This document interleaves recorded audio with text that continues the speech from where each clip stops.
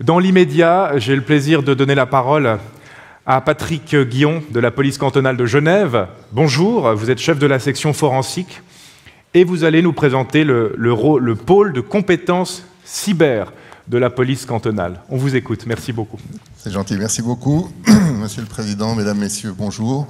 C'est un vrai plaisir d'être avec vous aujourd'hui pour venir présenter ce centre régional de compétences cyber, qui est non seulement quelque chose de très actif, qui se développe de plus en plus, mais je pense aussi au niveau philosophique quelque chose qui tend vers le travailler ensemble et mutualiser les ressources. On va voir ça. Alors, je me suis mis en 3 phases, simplement vous présenter brièvement l'organisation de la police cantonale de Genève, puisque le centre est à Genève et que dans chaque canton, il y a une organisation de police qui est différente. C'est simplement pour qu'on puisse situer ça. Remettre ensuite dans le contexte national, on en a parlé ce matin avec M. Duvière notamment, ce centre régional de compétences fait partie d'un concept de la stratégie nationale de protection de la Suisse. Et finalement, je vous présente les services qui sont proposés par ce centre au bénéfice de l'ensemble des cantons romans notamment. Alors, si on commence avec la police cantonale de Genève, c'est un gros bateau qui est commandé par le colonel Monica Bonfanti, et puis où un certain nombre de services sont représentés, et ce centre régional de compétences aujourd'hui est situé au sein de la police judiciaire, dont je salue le chef aujourd'hui ici. Cette police judiciaire a un certain nombre de sections. Cette section s'appelait effectivement la section forensique, mais à la faveur d'une réorganisation, elle s'appelle aujourd'hui la section 2, et n'est plus uniquement forensique, puisque elle gère un certain nombre de brigades, comme vous pouvez le voir, dont seulement 3 sont actives au niveau de la cybercriminalité. Donc on a la brigade criminelle, la brigade de police technique et scientifique, on a aussi le service des pièces à conviction, et ensuite dans le triptyque, comme on aime à l'appeler, de brigades qui sont investies dans la lutte contre la criminalité informatique, on aura la brigade des cyberenquêtes, ça ce sont le pôle investigation, et c'est une toute nouvelle brigade qui a vu le jour le 1er septembre de l'année passée, donc vraiment quelque chose de très nouveau pour nous.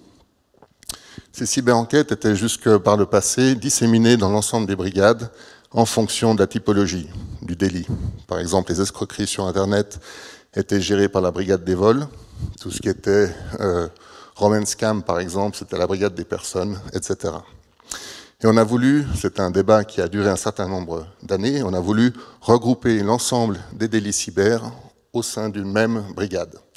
C'est cette brigade des cyberenquêtes.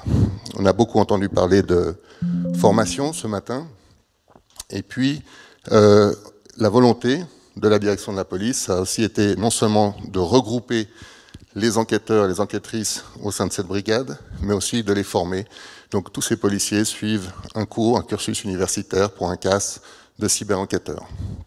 Donc d'une part, regrouper et professionnaliser les gens pour adresser le problème. Ensuite, on a la brigade de renseignement criminel, qui a un certain nombre de tâches de renseignement, mais elle s'occupe aussi d'une partie de la cybercriminalité, puisqu'elle s'occupe d'un outil qui s'appelle Pixel, sur lequel je reviendrai tout à l'heure.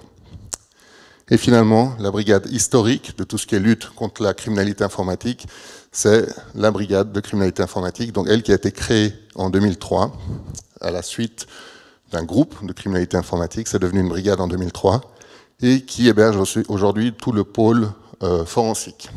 Donc on a ce triptyque: analyse à la brigade de renseignement criminel, enquête à la brigade des cyberenquêtes et forensique à la brigade de criminalité informatique.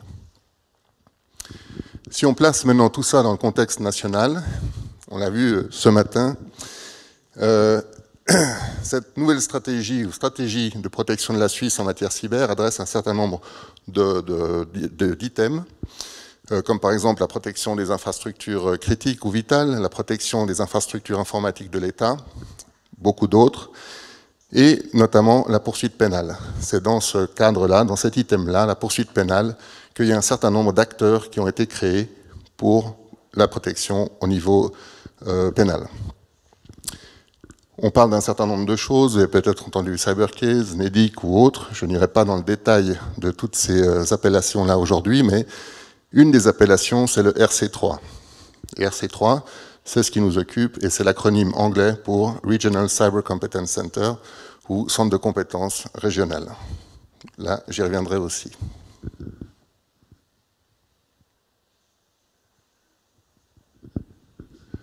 Voilà. Alors, c'est une primeur, vous êtes les premiers aujourd'hui à découvrir le logo de ce RC3. On a eu le mandat à très court terme d'organiser notre présence au prochain Swiss Cyber Security Days, où on aura un stand donc au nom du RC3. Et puis, un logo a été créé à cet effet. Vous êtes donc les premiers, officiellement, publiquement, à découvrir ce logo. Et le principe qui régit derrière ce RC3, il est passionnant et il montre vraiment l'avenir d'une possible lutte contre la cybercriminalité au sens large, c'est de se réunir, mutualiser les compétences et les techniques au profit d'un ensemble. Si on prend la Suisse, 26 cantons, 26 polices, 26 organisations de police différentes, c'est totalement inefficace d'avoir la volonté de développer tout le spectre de lutte contre la cybercriminalité 26 fois. L'idée du centre régional de compétences, c'est de pouvoir développer ces compétences à un endroit pour le mutualiser au profit de tous. Alors il se trouve qu'il est à Genève, mais il pourrait être n'importe où d'autre. Tous les acteurs cantonaux, donc dans chaque canton, il y a des spécialistes de très haut niveau qui travaillent dans la lutte contre la cybercriminalité, et ils sont appuyés pour certains aspects qu'on va découvrir maintenant par le RC3.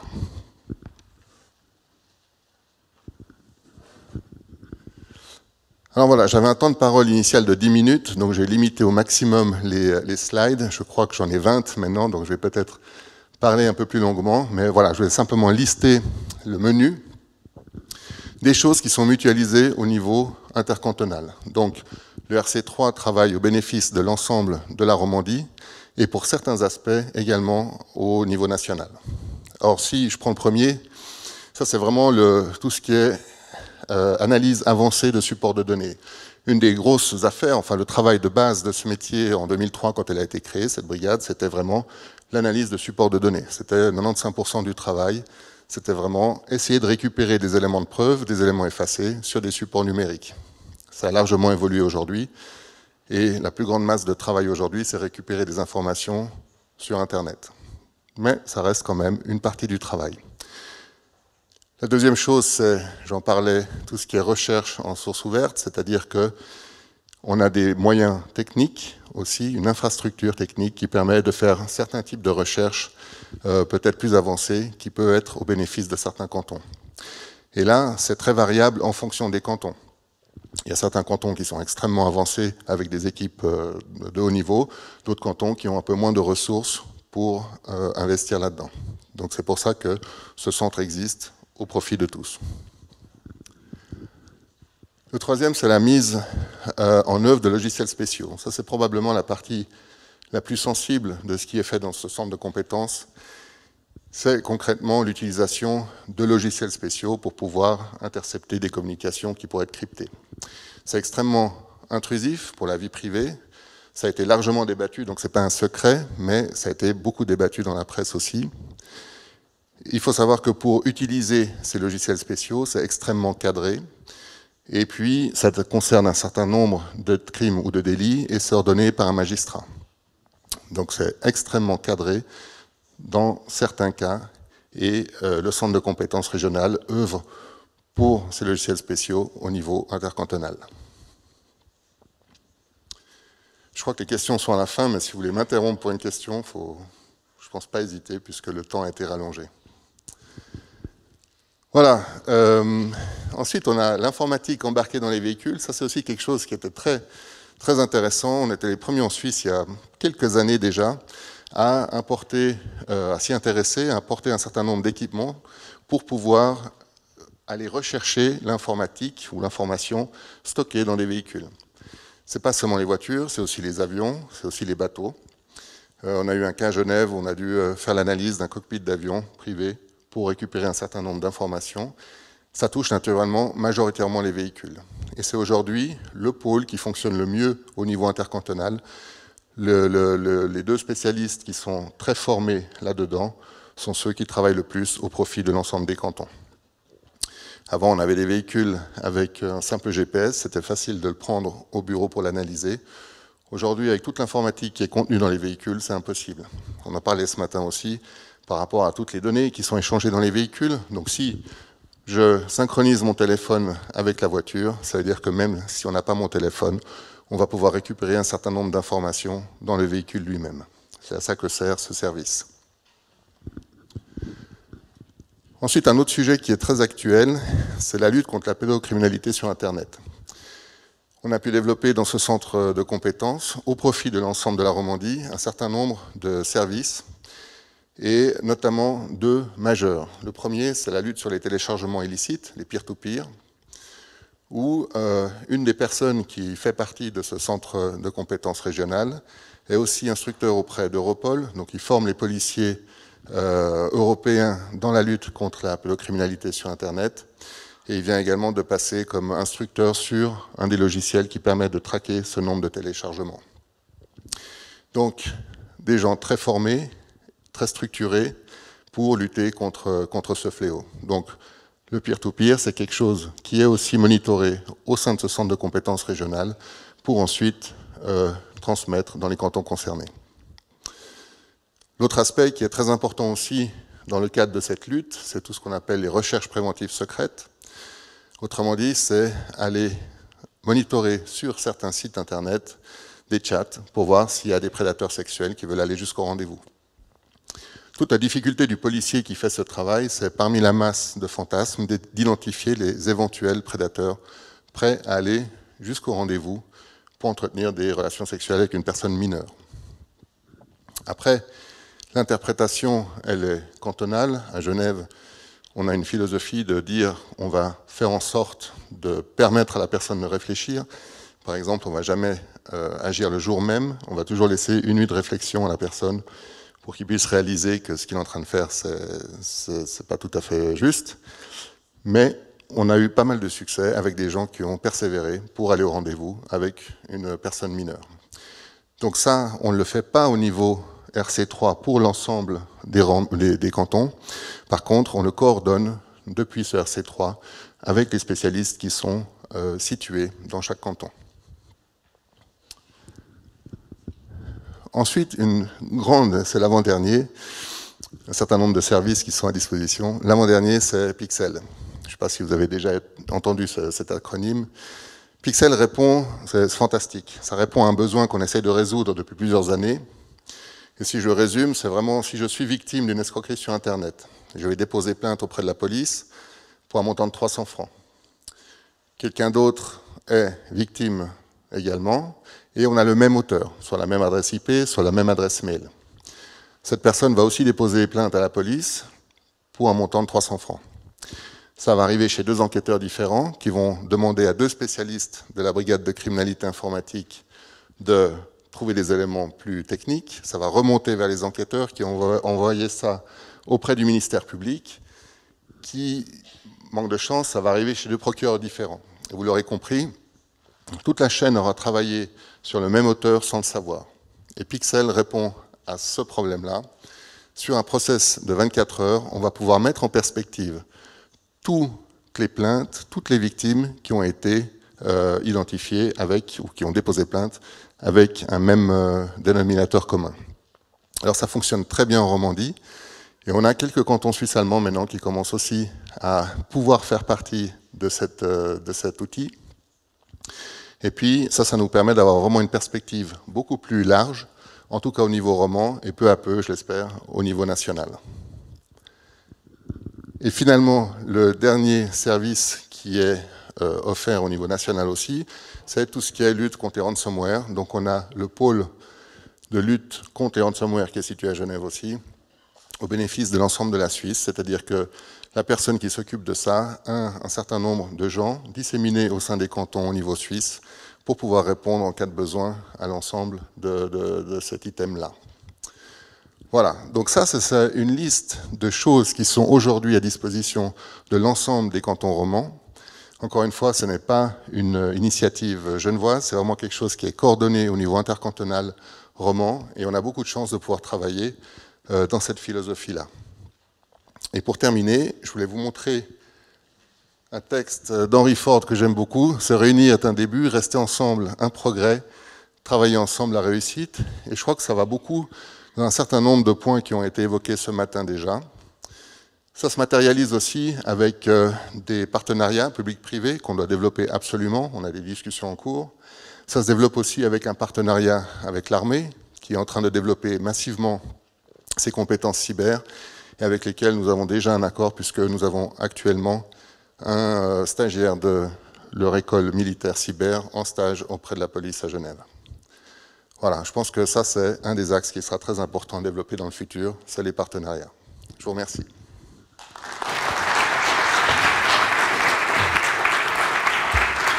Merci beaucoup, Patrick Guillon. Moi, j'aurais juste une seule question. Qui sont peut-être les personnes, on a parlé de prédateurs sexuels, bien sûr, mais tout ce qui est cybercriminalité, qui sont les personnes que vous ciblez au niveau de la police? Parce qu'on a beaucoup entendu ce matin les risques aussi de l'étranger, les hackers, des gens qu'on imagine aux États-Unis, en Russie, que sais-je. Il y a vraiment un danger ici, à côté de chez nous? Bon, la réponse, elle peut être multipôle et très, très vaste, mais d'une manière générale, ce qu'on constate dans l'évolution de la criminalité sur Internet ou la criminalité cyber au sens large, c'est une professionnalisation, pas seulement de nos services, mais aussi de l'ennemi. Donc, les cybercriminels s'organisent de plus en plus. On parle vraiment de réseaux cybercriminels. On a aujourd'hui l'image du hacker dans sa cave avec des bouts de pizza séchés sur le clavier. Ça, c'est peut-être ça existe encore, mais c'est pas ce qui nous préoccupe le plus. On a vraiment des organisations cybercriminelles qui opèrent et qui ont un service après-vente aussi. C'est toujours bluffant de voir que des gens qui ont été victimes de ransomware, par exemple, et qui ont décidé de payer la rançon, reçoivent un code éventuellement pour récupérer leurs données, et ça ne fonctionne pas. Ça arrivait à une des victimes chez nous. La personne appelle, parce qu'il y avait une hotline naturellement, donc la personne appelle la hotline pour dire voilà, vous m'avez piraté mes données, j'ai payé, vous m'avez envoyé le code et ça ne marche pas. Et là, il y a des gens très concernés qui disent ah, alors attends un instant, et on leur envoie un nouveau code pour que ces personnes récupèrent leurs données. Et pourquoi les gens font ça? C'est parce que les criminels ont intérêt à ce que ça se sache, que si les victimes payent, elles vont effectivement récupérer leurs données. Alors c'est pas garanti, et c'est un tout autre débat de savoir est-ce qu'il faut payer, pas payer, ça c'est vraiment un autre débat. Mais tout ça pour dire qu'on assiste à des réseaux criminels organisés qui ont intérêt à faire fonctionner leur business. Est-ce qu'ils sont basés ici? C'est toujours dangereux de dire non. Mais... Mais de ce qu'on pense savoir à l'heure actuelle, non, ils seront plutôt dans d'autres pays. Et donc du coup, la compétence des polices cantonales est limitée. Oui. Alors ça, c'est naturellement, en Suisse, on a cette manière de fonctionner, ce fédéralisme, mais on sent aussi qu'il y a beaucoup plus de ponts qui se font, notamment avec la police fédérale, notamment avec le Centre national de sécurité cyber, avec Europol, avec Interpol aussi. Je parlais de cette personne qui travaille chez nous, qui est instructeur auprès d'Europol, mais on a aussi une personne actuellement en poste à Singapour. À Singapour, il y a le pôle cyber d'Interpol, et on a un de nos agents qui est actuellement en poste pour 3 ans à Singapour pour récupérer l'expérience d'Interpol là-bas. Donc on travaille de plus en plus ensemble. Tout le monde a compris, je crois, qu'on ne pouvait pas être isolé et faire l'ensemble du spectre de lutte contre la cybercriminalité. On a besoin de développer les partenariats, le public, le privé et l'enseignement, bien sûr. Merci beaucoup, Patrick Guillon. Je ne sais pas s'il y a encore une autre question dans la salle. Il faut qu'on avance un peu dans le programme. Je vous remercie infiniment d'avoir partagé avec nous pour cette annonce aussi en primeur de cette nouvelle entité des polices latines. Merci beaucoup.